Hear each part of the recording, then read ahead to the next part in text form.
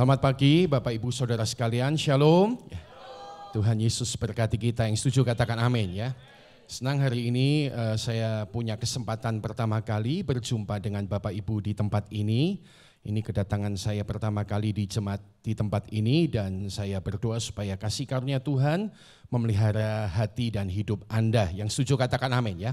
Perkenalkan, nama saya Gideon Rusli, saudara sekalian, saya pendeta gembala jemaat di Gereja Bethel Indonesia di kota Salatiga. Saudara sekalian, selama 20 tahun ini saya jadi pendeta gembala jemaat di jemaat yang diberkati oleh Tuhan. Nama jemaat kami di sana adalah Bethel Area, saudara-saudara. Nah, pagi ini saya ingin berbagi firman Tuhan, saudara, dengan tema tentang jiwa yang baik. Ya, jiwa yang baik itu sharing yang saya rasa Tuhan taruh di dalam hati saya untuk dibagikan kepada Bapak Ibu semua yang ada di tempat ini. Dan saya berdoa kiranya firman Tuhan boleh memberkati hidup Anda dan hidup saya. Jiwa yang baik. Dari ayat firman Tuhan 3 Yohanes pasal 1 ayat yang kedua, saudara-saudara sekalian, mari kita akan bersama-sama membaca ayat-ayat firman Tuhan ya. Saya mohon maaf kalau di bagian tengah nggak ada tayangannya, jadi saya tidak menutupi tayangan buat Anda. 3 Yohanes 1 ayat yang kedua, mari kita membaca bersama-sama ayat firman Tuhan yang sudah disiapkan. Katakan 2, 3. Aku berdoa, semoga engkau baik-baik dan sehat-sehat saja dalam segala sesuatu, sama seperti jiwamu baik-baik saja. Sekali lagi baca, katakan 2, 3. Aku berdoa, semoga engkau baik-baik dan sehat-sehat saja dalam segala sesuatu, sama seperti jiwamu baik-baik saja. Amin. Nah, Bapak, Ibu, Saudara-saudara sekalian, hari ini kita mendapatkan sebuah petunjuk dari firman Tuhan yang ditulis oleh Rasul Yohanes ya. Dia mendoakan, saudara sekalian, kalau tidak salah dalam teks ini Gayus, ada orang namanya Gayus, dia berdoa bagi Gayus. Dia berkata, aku berdoa semoga engkau baik-baik dan sehat-sehat saja dalam segala sesuatu, sama seperti jiwamu baik-baik saja. Dari sini, saudara sekalian, kita bisa mendapatkan sebuah pengajaran firman Tuhan yang simpel, saudara, tapi penting, yaitu bahwa, saudara sekalian, kebaikan segala sesuatu di hidup kita itu dimulai dari jiwa kita yang baik. Kebaikan segala sesuatu dalam hidup kita itu dimulai, saudara, dari satu titik yang namanya ketika kita punya jiwa yang baik. Ketika kita punya, saudara sekalian, jiwa yang sehat di dalam hidup kita. Itulah sebabnya tadi doanya Rasul Yohanes berkata, aku berdoa semoga engkau baik-baik dan sehat-sehat saja dalam segala sesuatu. Dalam segala sesuatu, sama seperti jiwamu baik-baik saja. Jadi saudara sekalian, kita belajar pagi ini bahwa kita manusia, roh, jiwa, tubuh, saudara sekalian, kita bisa percaya dan kita bisa belajar hari ini bahwa kebaikan segala sesuatu dalam hidup kita dimulai dari jiwa yang baik. Ya, saudara sekalian, kadang-kadang kita berpikir bahwa kebaikan segala sesuatu di hidup kita dimulai dari, ini contoh ya, mungkin uang yang banyak. Ini contoh, banyak orang yang berpikir demikian. Pokoknya asal punya uang itu semua segala sesuatu pasti baik, Pak Gideon. Pokoknya kalau duitnya cukup itu segala sesuatu pasti beres punya. Masalah apapun bisa dilewati. Tapi apakah betul demikian faktanya? Ternyata tidak demikian 100% betulnya. Betul enggak Bapak Ibu ya? Nyatanya kita melihat ada orang-orang yang punya harta berkecukupan tapi toh bunuh diri, saudara sekalian.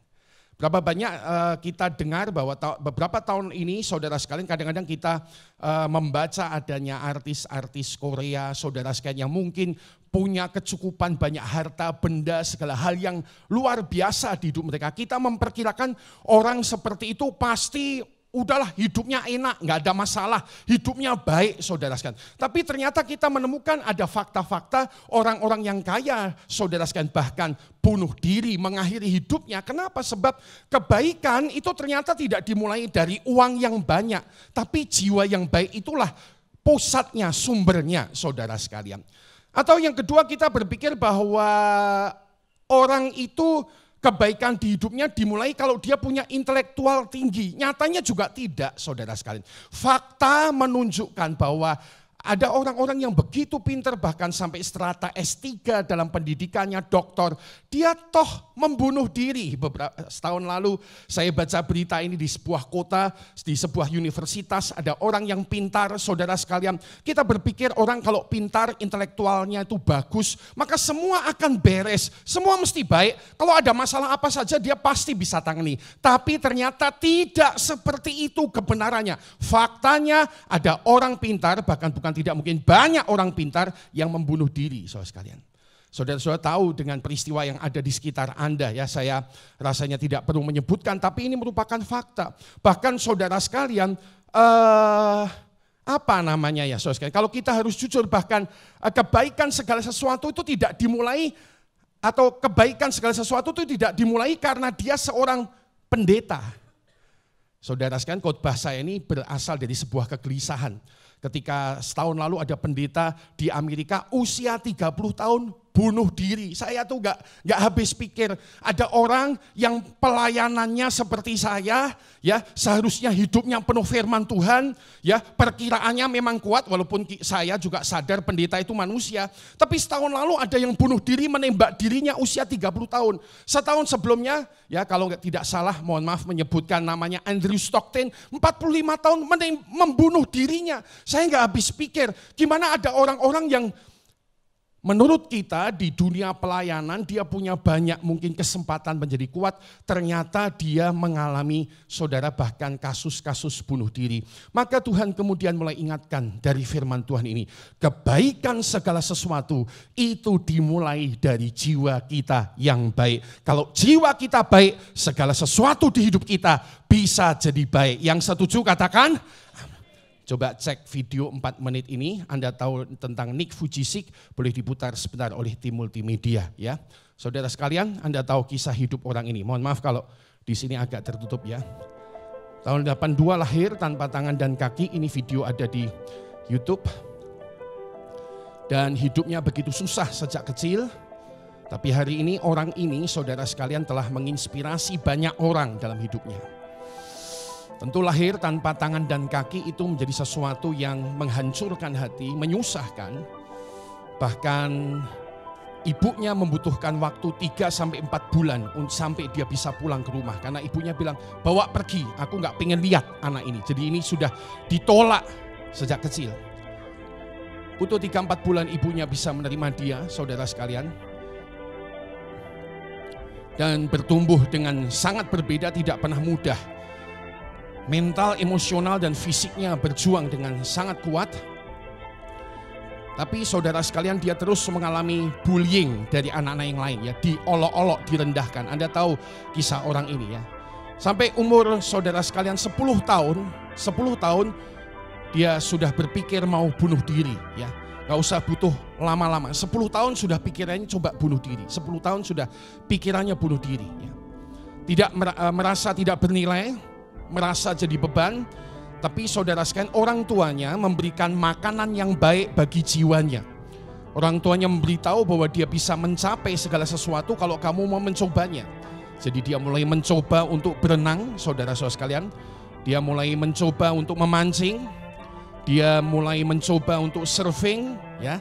Dia mulai mencoba untuk main golf, saudara-saudara sekalian, ya. Bermain musik, bahkan drum dengan keterbatasan dia. Dia belajar mencoba semua, bahkan sampai ke terjun payung yang pastinya banyak di antara kita nggak pernah coba ini. Dia coba semua, dia coba. Jiwanya sehat, bertumbuh sehat, bisa menikah, bisa punya 4 anak, saudara sekalian. Bahkan bisa punya 4 anak. Orang nggak punya tangan, nggak punya kaki ini bisa punya 4 anak, ya. Keajaiban terjadi, saudara sekalian, ya. Dan membuktikan bahwa tidak perlu punya anggota badan yang komplit untuk bisa meraih hidupnya ya. Dia mulai ketemu dengan seorang anak yang lain yang gak punya tangan dan kaki, dan dia mulai berpikir untuk membagikan kisah-kisah hidupnya, kisah perjuangannya. Mulai umur 19 tahun Bapak Ibu ya, dia mulai membagikan ya motivasi dalam kehidupannya. Dia menunjukkan kepada banyak orang ya. Saya punya pilihan untuk marah pada Tuhan atas apa yang tidak saya miliki, tapi saya memilih untuk bersyukur kepada Tuhan ya. Dan dia mulai berbagi kepada lebih banyak orang, dia mulai berkeliling dunia, Dia menyebarkan pesan-pesan cinta dan keyakinan serta pengharapan dan mulai bertumbuh di dalam pelayanannya lebih lagi, saudara sekalian.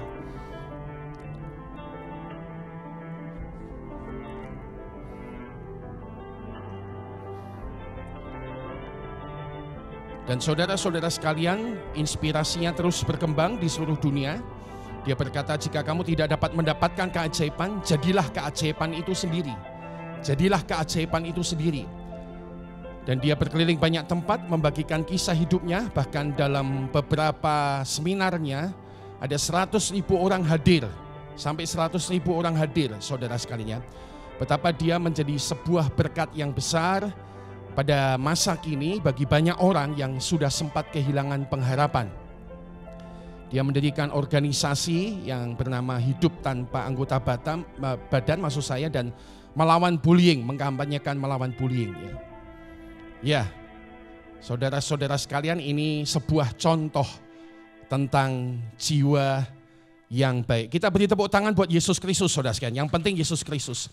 Apa yang mau saya sampaikan mungkin yang tidak pernah disorot secara khusus di video ini adalah bahwa Nick hidupnya berubah waktu dia berjumpa dengan Tuhan Yesus. Jadi Bapak Ibu, hari ini kita dapat pelajaran pertama sebelum kita merenung lebih jauh. Bahwa kebaikan segala sesuatu itu dimulai dari jiwa kita yang baik. Yang setuju katakan amin. Ada orang yang mungkin badannya tidak lengkap tapi jiwanya baik. Dari jiwa yang baik itu nanti semuanya akan bertumbuh baik. Tapi sayangnya hari ini ada banyak di antara kita dengan anggota badan yang sangat lengkap, tapi jiwa kita mungkin sedang sangat tidak baik. Dan ketika jiwa kita sangat tidak baik, dari situlah semua ketidakbaikan juga akan berjalan. Karena itu pagi ini saudara sekalian pastikan bahwa kita bertumbuh, ya, kita punya jiwa yang baik dalam hidup kita. Nah, dalam perenungan pagi ini saudara, saya ingin berbagi mengapa ada 3 hal, mengapa saudara jiwa yang sehat atau jiwa yang baik itu bisa mempengaruhi semua di hidup kita bisa lebih baik lagi. Mengapa jiwa yang baik yang kalau kita saudara sekalian tentunya bangun, kita kembangkan, nanti di sesi kedua saya ingin sharing tentang itu, bagaimana kita bisa membangun jiwa lebih baik lagi dalam hidup kita. Mengapa jiwa yang sehat atau jiwa yang baik bisa mempengaruhi semua baik dalam hidup Anda dan hidup saya. Ada 3 hal yang pagi ini Tuhan ajar kepada kita bersama-sama. Yang pertama saudara sekalian, mengapa jiwa yang baik yang sehat bisa mempengaruhi semua di hidup kita menjadi baik? Sebab saudara sekalian, manusia sejati itu adanya di dalam jiwa kita. Sekali lagi, mengapa jiwa yang sehat, jiwa yang baik bisa mempengaruhi segala sesuatu menjadi lebih baik? Sebab saudara sekalian, faktanya atau kebenarannya, manusia sejati itu ada di dalam jiwa kita. Nah, mari kita belajar tentang perkara ini. Satu kali Paulus di dalam 2 Korintus 4 ayat yang ke-16 menuliskan ayat firman Tuhan sebagai berikut. Sebab itu kami tidak tawar hati, tetapi meskipun manusia lahiriah kami semakin merosot, namun manusia batiniah kami dibaharui dari sehari ke sehari. Saudara-saudara sekalian, dari tulisan Rasul Paulus yang dipimpin Roh Kudus ini, kita bisa belajar hal sederhana pagi ini Bapak Ibu. Bahwa di hidup kita itu ada 2 bagian manusia. Nah, saya tidak berkata tentang dikotomi atau trikotomi, saya percaya manusia itu roh, jiwa, dan tubuh. Tapi kalau menurut tulisan ini saudara, ada 2 bagian manusia. Ya. Yang pertama ada bagian yang namanya manusia batiniah. Ini tadi yang disebut oleh Rasul Paulus. Ya. Meskipun manusia lahiriah kami semakin merosot, tapi manusia batiniah kami dibaharui dari sehari ke sehari. Saudara sekalian, dan Rasul Paulus kemudian berkata bahwa selain ada manusia batiniah, ada manusia saudara sekalian lahiriah, tubuh kita. Jadi pagi ini ibu bapak saudara bersama dengan saya kita kembali belajar. Kita di hidup kita ada 2 bagian manusia di hidup kita. Yang setuju katakan amin. Pertama batiniah, kedua manusia jasmaniah. Nah, ketika saudara sekalian kita mempertanyakan lebih jauh, ya bahasanya begini, Yang sejati di hidup kita itu manusia batiniah atau jasmaniah? Kalau Anda tanya sama saya, Pak Gideon, saudara, memang saudara kita manusia terdiri dari roh, jiwa, dan tubuh. Tapi ketika bicara tentang manusia yang sejati, manusia yang saudara sekalian betul-betul sejati dalam hidup kita, pada akhirnya saudara, kita harus menunjuk bahwa manusia yang sejati dalam hidup kita itu adalah yang ada di dalam jiwa kita. Dan saudara-saudara sekalian, disinilah kita harus punya pengertian untuk terus memiliki jiwa yang sehat. Karena ini adalah manusia sejati yang akan banyak mempengaruhi hidup Anda dan hidup saya. Hari ini orang banyak kasih perhatian kepada yang jasmani. Tidak salah, ada wanita-wanita yang pengen lebih cantik, oke, nggak ada masalah. Saudara sekalian, ada mungkin operasi plastik yang dilakukan, silahkan, oke, tidak ada masalah. Ada olahraga-olahraga yang dikerjakan dengan begitu rupa, ya kita tahu orang-orang mungkin senang cycling, sepeda sekarang ya, dengan bahkan beberapa melakukannya dengan sangat ekstrim. Oke, saudara memberikan perhatian kepada tubuh kita itu tidak ada salah, tidak ada salah. Tapi saudara sekalian, kalau kita mau tahu di mana manusia sejati yang banyak berpengaruh, yang kalau itu sehat akan banyak berpengaruh kepada semua sisi lain di dalam kehidupan kita, saudara sekalian, maka kita harus belajar, ya, itu adalah manusia yang ada di dalam jiwa kita. Ketika saudara sekalian, manusia sejati atau manusia batiniah kita itu baik, ini bicara tentang roh dan jiwa yang baik, maka itu akan membawa banyak kebaikan dalam hidup Anda dan hidup saya. Bukankah Alkitab sudah berkata, hati yang gembira, apa katanya, adalah obat. Ya, saudara sekalian, mungkin gak masuk logika, tapi nyatanya firman Tuhan sudah ngomong. Dan penelitian sudah membuktikan, sebelum tubuhmu itu mengalami kesembuhan apapun, semua kesembuhan dimulai dari dalam hatimu yang gembira bersama dengan Tuhan. Yang ngerti katakan aminnya. Makanya kalau di Jawa Tengah sana nyanyi, hati yang gembira adalah obat. Terus ditambah, yang manjur. Itu diteriakkan dengan khusus untuk mengingatkan bahwa semua dimulai dari dalam hati. Jadi Bapak Ibu Saudara sekalian, ketika jiwa kita baik, roh kita baik, maka ini saya berani berkata pasti akan membawa kebaikan lebih lagi. Yang setuju katakan amin.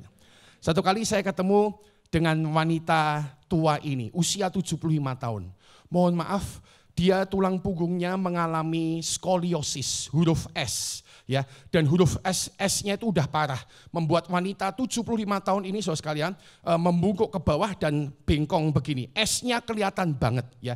Ini seorang ibu pendeta di kota di Jawa Tengah. Saya ketemu sama tante ini. Tapi saya lihat semangat melayani Tuhannya tidak kendor sama sekali. Melayani Tuhan tuh semangatnya tetap kuat. Dia tetap cinta jiwa-jiwa, doanya kuat, semuanya kuat. Semua orang sudah berkata, wah kalau kayak gini nih payah, tubuhnya sudah bongkok ke bawah dan berbentuk S, saudara sekalian. Semua orang sudah berkata ini mesti susah hidupnya. Tapi kalau Anda omong-omong sama dia, saya temukan seorang wanita yang bilang begini sama saya, memang tubuh saya sudah enggak kuat Pak Gideon, tapi roh saya di sini nih menyala-nyala, melayani Tuhan. Sampai akhir hidupnya, dia penuh kekuatan Tuhan, melayani Tuhan dalam hidupnya. Saudara-saudara sekalian, mungkin memang yang ada di hidup kita, tubuh kita tidak segera baik. Tapi kalau saudara sekalian jiwa Anda baik, Anda punya kesempatan lebih banyak untuk menikmati banyak kebaikan Tuhan dalam hidup Anda. Yang ngerti katakan amin. Saya ingat cerita seseorang di sebuah kota, om saya adalah seorang pendeta di kota Tegal, saudara sekalian. Dan satu kali dia bilang, dia besuk jemaat ini, mohon maaf, sakit, saudara sekalian, kanker skrotum itu berarti di buah sakarnya ada timbul benjolan yang menggerogoti saudara sekalian tubuhnya dari bawah ke atas. Menyakitkan sekali skrotum buat seorang laki-laki. Bukan hanya menyakitkan tapi juga memalukan. Penyakit itu menggerogoti dia dari bawah. Ketika om saya berpikir untuk besuk kepada jemaat ini, saudara sekalian, dia datang kepada jemaat ini, dia berpikir, waduh, habis ini saya ketemu seorang pria yang mungkin sudah pengen mati-mati saja. Saya ketemu seorang pria yang lemah, yang tidak kuat, yang mungkin pengen mengakhiri hidupnya.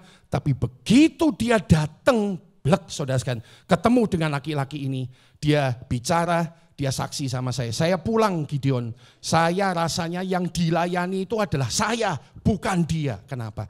Karena dia ketemu seorang laki-laki yang walaupun sudah lemah, mohon maaf, dengan sebuah luka menggerogoti tubuhnya dari bawah ke atas, saudara sekalian. Tapi ini laki-laki ini tetap ngomong, Tuhan Yesus Kristus itu tetap baik. Tuhan itu tetap melakukan kemurahannya dalam hidup saya. Saya memang sakit, saya memang belum sembuh. Tapi Tuhan itu tetap menunjukkan kebaikannya. Jadi saudara sekalian, alih-alih ya yang besuk ini dihibur, alih-alih yang dibesuk ini dihibur, maksud saya betul. Tapi justru yang membesuk yang dihibur, dikuatkan hatinya.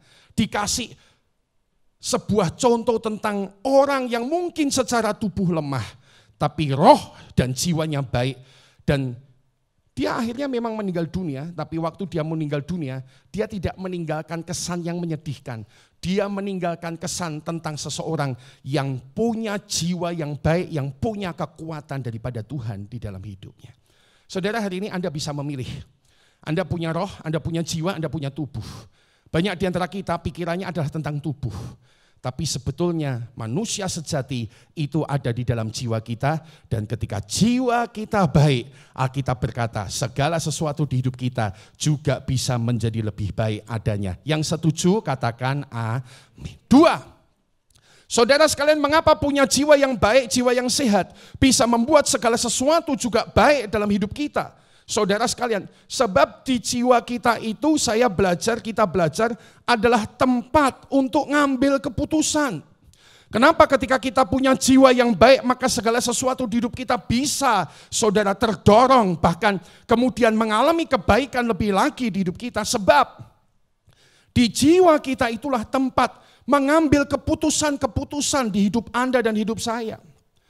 Dalam Ulangan pasal 6 ayat 5, ayat terkenal itu mengajar kepada kita demikian. Mari Bapak Ibu kita baca bersama Ulangan 6 ayat 5, ayat ada di depan.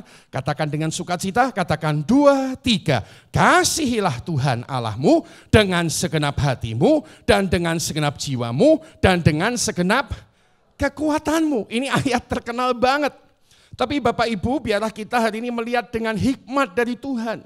Ketika saudara sekalian, Tuhan memberikan perintah untuk supaya orang-orang Israel memutuskan mengasihi Tuhan. Maka Tuhan berkata, kasihilah Tuhan Allahmu pertama-tama dengan segenap hatimu dan dengan segenap jiwamu. Lalu baru menuju dengan segenap kekuatanmu. Saya terus terang membaca dan memikirkan demikian. Kenapa ya Tuhan kok tidak memerintahkan kasih Tuhan dengan kekuatanmu lebih dulu? Baru nanti dengan jiwamu, baru nanti dengan hatimu. Karena saudara-saudara sekalian, rumusnya bukan demikian. Setiap pengambilan keputusan itu saudara sekalian kita belajar pagi ini diambil dari sebuah tempat yang bernama jiwa kita. Itulah sebabnya Tuhan bilang kasihilah Tuhan Allahmu dengan segenap hatimu, dengan segenap jiwamu, baru nanti mengasihilah dengan segenap kekuatanmu. Di sini kita belajar Bapak Ibu bahwa kita ini selalu diberi free will. Kita selalu diberi saudara kehendak bebas. Ada orang-orang yang datang sama saya dan tanya begini, Pak Gideon, kenapa sih Tuhan itu ngasih kita kehendak bebas? Coba kalau Tuhan itu tidak ngasih kita kehendak bebas, pasti tidak ada peristiwa di Taman Eden. Adam dan Hawa makan buah pengetahuan baik dan jahat. Mbok manusia itu disetel saja sama Tuhan. Mbok manusia itu pokoknya diambil kehendak bebasnya supaya bisa ngikut Tuhan tanpa bertanya-tanya. Tapi saudara sekalian, justru disinilah Tuhan itu baik dan amat baik buat saya dan Anda. Yang sukacita katakan amin. Tuhan baik sebab Dia kasih Anda sama saya kemampuan mengambil keputusan. Sebuah kehendak bebas untuk mengambil keputusan dalam hidup Anda dan hidup saya. Dan ketika saudara-saudara sekalian Anda mengambil keputusan, hal pertama itu terjadi di dalam jiwa kita. Saya teringat saudara sekalian bahwa kalau bicara tentang saudara sekalian mengasihi ya, saya sampai hari ini saudara sekalian istri saya ikut, tapi hari ini nanti dia akan datang kebaktian jam 10 ya, dan beberapa kebaktian berikutnya. Saudara, kami pacaran 7 tahun ya, tunangan 2 tahun, menikah sekarang sudah 22 tahun dan tidak punya anak, saudara. Tidak punya anak. Banyak orang ketika menikah dan tidak punya anak itu menjadi isu besar dalam hidupnya. Menjadi isu besar dalam hidupnya. Tapi saudara sekalian, saya dengan istri sudah melewati isu-isu tentang kegelisahan dan segala macam ya. Saya sudah siap begini, ya udah Tuhan, nanti kalau meninggal tolong kuatkan kami saja ya. Jadi beberapa waktu lalu saudara sekalian ya, kami menguburkan seorang pendeta di sebuah kota di Jawa Tengah, saudara-saudara sekalian ya. Dan Pak pendeta ini dia meninggal 1,5 tahun lalu, maksud saya istrinya meninggal dunia lebih dulu. Istrinya meninggal dunia lebih dulu ya. Jadi Pak pendeta ini yang sakit-sakit tapi ternyata istrinya meninggal dunia lebih dulu, 1,5 tahun lalu. Nah ketika istrinya meninggal dunia lebih dulu, lalu 1,5 tahun ini Pak pendeta kemarin meninggal dunia dan saya yang menguburkan ya. Selesai pulang dari acara penguburan, kita omong-omong saya sama istri saya ya. Tuh kamu lihat, kata istri saya, Pak pendeta itu meninggal dunia karena bahasanya hatinya lemes, hatinya patah sebab ditinggalkan pasangannya. Lalu dia bilang gini ya, nanti kalau saya meninggal kamu jangan lemes ya, kata dia sosenya. Jadi itu sudah jadi guyonan di antara kami ya. Nanti kalau saya mati dulu kamu jangan kelenteruk ya, jangan sedih, jangan kelenteruk, berlarut-larut ya. Saya sebaliknya juga bilang, kowe ya podo ya, nek aku mati saya kowe ojo susah lo ya. Kowe sing seneng ning ojo kawin meneh. Tapi maksudnya itu udah jadi guyonan di antara kami karena kami sudah 22 tahun menikah, tidak ada anak, saudara sekalian. Ya sudah, saudara sekalian, yang kami jalani sekarang adalah saling mengasihi. Kami membuat keputusan saling mengasihi ya. Hati saya dan hatinya membuat keputusan saling mengasihi satu dengan yang lain dan tidak perlu digantikan dengan perkara apapun. Saudara, inilah salah satu contohnya kenapa ketika jiwa kita itu sehat, maka segala sesuatu di hidup kita bisa menjadi sehat. Sebab saudara-saudara sekalian, di jiwa kita itulah tempat pengambilan segala keputusan. Dan ketika kita mengambil keputusan yang baik, maka keputusan yang baik, perhatikanlah, akan membawa segala kebaikan dalam hidup saya dan hidup Anda. Yang sukacita katakan amin. Mohon izin berbagi kesaksiannya. Anda lihat saya baru pertama kali datang ke tempat ini, Pak, Bu, Om, Tante ya. Saya tadi masuk di sini, Anda mungkin lihat dari situ sampai sekarang, iki pendeta kok koyo robot, betul enggak saya? Ya, nengok kanan saawake, nengok kiri saawake ya. Saudara, apa yang terjadi? 13 tahun ini mungkin kira-kira saya mengalami masalah di tulang punggung saya. Ini tulang punggung, kalau katanya dokter Singapura ngalami pengapuran, jadi seharusnya ruas-ruas yang ada di antara tulang punggung itu empuk, ini semua jadi keras. Namanya bambu spine. Kalau sakitnya setelah saya cek-cek ya, ini ankylosing spondylitis, saudara sekalian ya. Dan ini pada masa yang lalu menyakitkan ya, karena tiap kali kumat itu itis, itu kayak jarumnya nusuk-nusuk, saudara, sakit, perih, sampai tangan ini tidak bisa diangkat, sampai saya harus minum 2 obat anti sakit, saudara sekalian, supaya ini hilang sakitnya, saudara sekalian. Nah, sekarang itisnya, sakitnya hilang, tapi yang sekarang tinggal adalah kakunya, saudara sekalian. Jadi sekarang saya nggak bisa nengok kanan, nggak bisa, nengok kiri nggak bisa, ngangkat ke atas nggak bisa, turun nggak bisa. Saya suka guyon dengan sakit saya ini. Hanya bisa memandang lurus ke depan, memandang Tuhan Yesus Kristus. Dan ini sekarang bisa dibuat guyon. Anda mungkin tanya, loh Pak, kamu sakit kayak gitu kok bisa guyon? Ya saya mau ngomong sebab saya belajar ngurusi jiwa saya. Saya khotbah di satu tempat di Semarang, ya. Ada orang selesai khotbah, dia datang sama saya. Pak Gideon, waduh, saya mau cerita-cerita sama kamu. Kamu ngalami itu udah berapa tahun Pak Gideon? 12 tahun, waktu itu 12 tahun. Waduh, kamu kok bisa sukacita ya Pak ya? Saya 3 tahun ngalami kayak kamu saja, sudah kepikir bunuh diri. 3 tahun udah kepikir bunuh diri, udah mau mati saja. Lalu saya duduk sama dia, sharing-sharing. Ini memang bukan sebuah kondisi yang mudah, saudara sekalian. Apalagi dengan banyak tekanan-tekanan. Mau tahu tekanannya buat Pak Pendeta? Kira-kira demikian. Bagaimana mungkin seorang pendeta yang berani berdoa, semua sakit penyakit dalam nama Yesus sembuh, tapi sakitnya tidak sembuh. Betul enggak Bapak Ibu? Itu kira-kira di jiwa nusuk-nusuk apa enggak? Oh iya, malu saya. Satu kali saya dipanggil di sebuah televisi di Semarang untuk siaran, ya. Dan kemudian intimidasi itu menghunjam jiwa. Nanti saya tugasnya apa? Ya nanti Bapak tugasnya salah satunya mendoakan orang yang sakit supaya Anda bisa bayangin. Jadi saya di depan televisi, terus saya mikir, lah aku dewi ora sembuh. Aku dewi dong sembuh. Lah kok nyuruh doakan orang sembuh?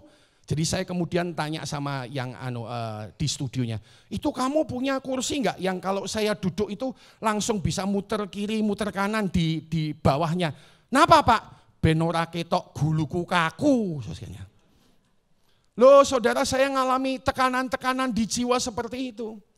Tapi saudara sekalian, ketika saya mulai belajar, saya lihat, oh enggak boleh. Ya bukan enggak boleh sedih, saya bisa sedih. Saya bisa tertekan, saya bisa terintimidasi, tapi keputusanku, aku mau bersukacita dalam Tuhan. Jadi sejak itu saya belajar ngambil keputusan sukacita.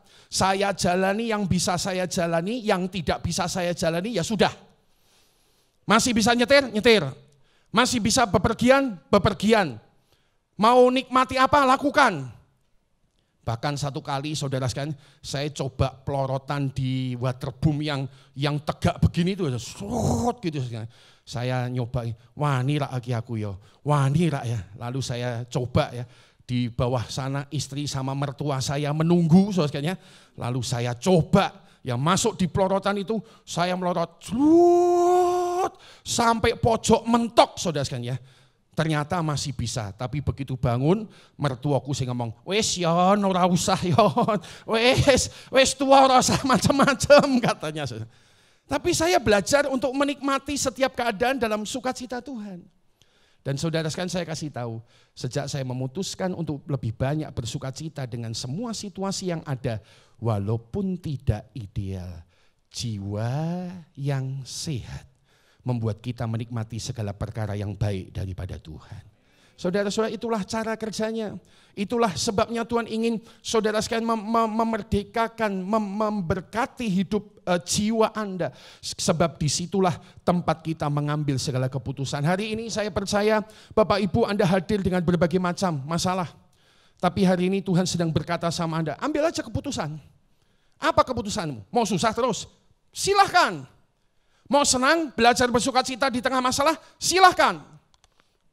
Sebab pada akhirnya Anda adalah orang yang akan memakan hasil keputusanmu. Saya cuma mendorong Anda untuk terus belajar ngambil keputusan. Satu kali, kalau kita baca kitab Filipi itu adalah kitab yang penuh dengan kata sukacita. Yang setuju katakan amin ya. Paulus di sana minimal berkata-kata 16 kali kata sukacita. Termasuk ayat terkenal di Filipi 4 ayat 4 yang berkata, bersukacitalah di dalam Tuhan. Sekali lagi kukatakan bersukacitalah. Kalau Anda baca ayat itu sedang ditulis di manakah surat Rasul Paulus kepada jemaat Filipi yang penuh sukacita itu, Bapak Ibu? Itu ditulis di dalam penjara. Nomor 2, dia sedang siap-siap menunggu kematian di penjara itu, sedang nunggu vonis. Dok, mati apa urip?